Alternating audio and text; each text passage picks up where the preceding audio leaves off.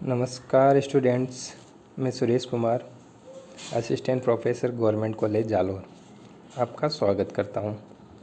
Last video में अपन ने salary की डेफिनेशन देखी थी। इस वीडियो में अपन सैलरी का विस्तार रूप देखेंगे। Total salary, gross total salary कैसे निकाली जाएगी। Salary total, gross total section 17 और डिडक्शन है सेक्शन 16। तो टैक्सेबल वैल्यू निकल जाएगी। टोटल सैलरी में से टोटल डिडक्शन लेस करेंगे तो टोटल ग्रॉस सैलरी कैसे निकलेगी। तो section under section 17 sub section 1 इसमें दे रखे हैं। 4 प्रकार से डिवाइड किया हुआ है सैलरी को। फर्स्ट है बेसिक सैलरी, सेकंड है अलाउंसेस, थर्ड है perquisite facility profit leave of salary और थर्ड है रिटायरमेंट बेनिफिट। इनमें किसी भी प्रकार का अमाउंट, सुविधा या कुछ प्राप्त होता है तो सैलरी मानी जाएगी। सबसे पहले बात करते हैं बेसिक सैलरी। बेसिक सैलरी वो सैलरी होती है जो नियोक्ता द्वारा कर्मचारी को एक फिक्स रूप में दी जाती है। जैसे एक महीने की 1 लाख रुपए सैलरी है तो फिक्स अमाउंट दी जाती है 20,000, 30,000। उसके ऊपर अलाउंसेज और अन्य बेनिफिट मिलते हैं। तो फिक्स अमाउंट होती है जो रनिंग पे या ग्रेड पे के आधार पर डिसाइड होती है।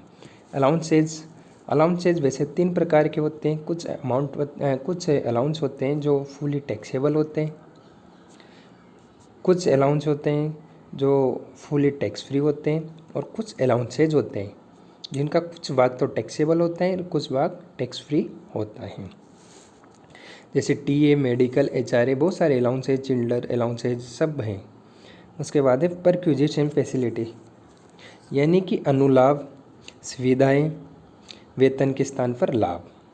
जैसे एचआरए आपको कंपनी नहीं दे रही, किसी कंपनी में आप अपॉइंट हो, आपको एचआरए नहीं देकर आपको मकान रहने के लिए दे दिया हो, ठीक है। ट्रैवलिंग अलाउंसेज नहीं दे के आपको गाड़ी प्रोवाइड करवा दी हो ऑफिस और घर फील्ड में जाने के लिए, तो एक तरह से फैसिलिटी हो गई। तो उसका भी वैल्यू निकाला जाएगा और जो वैल्यू निकलेगी वो सैलरी मानी जाएगी और टैक्सेबल होगी। फोर्थ है रिटायरमेंट बेनिफिट। जब एक कर्मचारी अपनी सेवा कंप्लीट करने के बाद रिटायर्ड होता है तो उसको कुछ बेनिफिट देती हैं नियोक्ता द्वारा। वो जैसे जीपीएफ का पैसा हो गया, एसआई का पैसा हो गया, ग्रेजुएटी होगी, पेंशन होगी, तो ये सारी चीज़ें भी वेतन में इंक्लूड होगी और टैक्सेबल होगी। अब सबसे पहले डिडक्शन की बात करेंगे तो अंडर 16 में डिडक्शन दिया हुआ है। स्टैंडर्ड डिडक्शन सेक्शन 16(1)(a) के तहत 50,000 तक स्टैंडर्ड डिडक्शन मिलती है। ये सभी कर्मचारियों को मिलेगी। एंटरटेनमेंट अलाउंसेज 16(2) ये ओनली जो डिडक्शन मिलेगी ये गवर्नमेंट एम्प्लॉय को मिलेगी, वो भी एक स्पेशल लिमिट तक। वो लिमिट होती है बेसिक का 20%, आपको कितना एचआरए रिसीव्ड हुआ है, और थर्ड है 15। जो सबसे कम है वो एंटरटेनमेंट अलाउंस की डिडक्शन मिल जाएगी।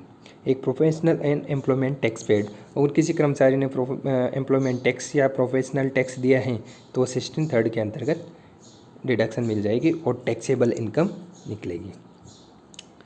अब बेसिक सैलरी की बात करते हैं। बेसिक सैलरी में बात करें तो एक फिक्स अमाउंट होता है जो फिक्स और 6 पे के अनुसार एक रनिंग पे या फिक्स ग्रेड पे के अनुसार चलता था, ग्रेड पे या पे स्केल में।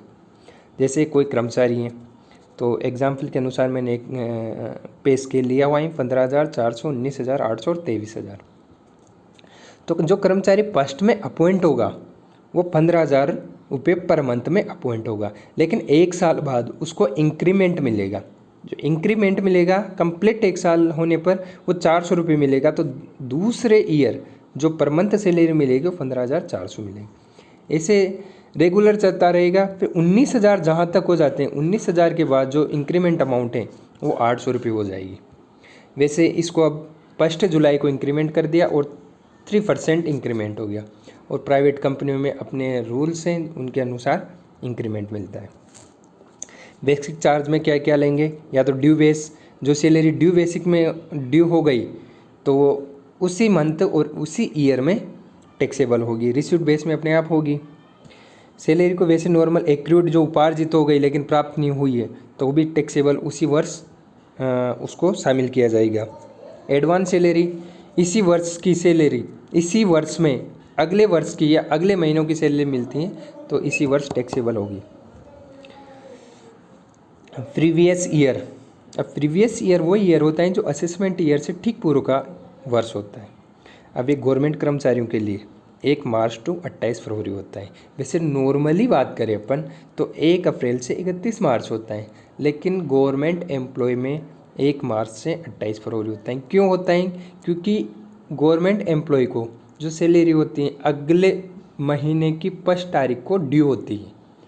जैसे जुलाई की सैलरी है तो 1 अगस्त को पेड होगी, यानी 1 अगस्त को ड्यू होगी, इसलिए 1 मार्च टू 28 फरवरी होता है। तो बेसिक में सैलरी लेंगे, एक्रूड सैलरी होगी, एडवांस सैलरी, तीनों ऐड हो जाएगी। एग्जाम्पल देखते हैं।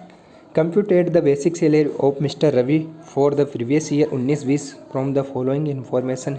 ही was appointed in private limited company on August 1, 2012 in the grade 8, ये रनिंग पे ग्रेड है, 2200, 4000, 250, 8000।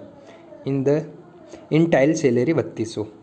यानी कि एक मिस्टर रवि हैं जो प्राइवेट कंपनी में काम करता है, 1 अगस्त 2012 को अपॉइंट हुआ था और इस ग्रेड पे अपॉइंट हुआ था और प्रारंभिक सैलरी 3200 रुपये थी।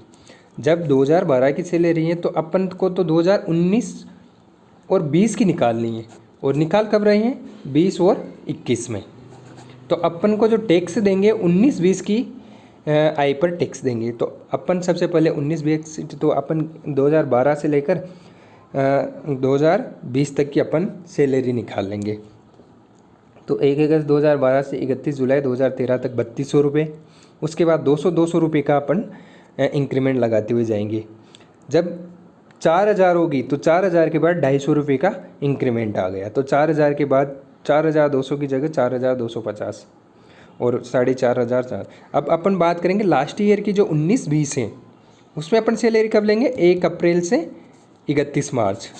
तो अब इसमें देखेंगे 1 अप्रैल से और 31 जुलाई तक कितने महीने? 4 महीने। तो 4 महीने को 4500 रुपये ले लेंगे और बचे 8 महीने। 8 महीने 1 अगस्त 19 से लेकर अप्रैल मार्च 20 तक ले लेंगे। तो ये हो जाएगी 8 महीनों की। तो ये हो जाएगी 4 महीनों को 18,000, सेकेंड हो जाएगी 8 महीनों को 38,000, टोटल बेसिक सैलरी हो जाएगी 56,000। तो ये आ जाएगी आपकी टोटल बेसिक सैलरी। अब इस बेसिक सैलरी पे अभी ओनली है बेसिक सैलरी, इसमें आपको डीए मिले जाएगा, रिटायरमेंट बेनिफिट के लाभ मिल जाएंगे, अलाउंसेस जितने सारे मिल जाएंगे, फैसिलिटीज़ की कोई वैल्यू निकालनी है तो वो मिल जाएगी, और total gross income, gross salary नहीं निकलेगी। उसके बाद डिडक्शन की अमाउंट लेस करने के बाद जो अमाउंट बचेगी वो taxable amount, income from salary. आज की वीडियो में बस इतना। Thank you.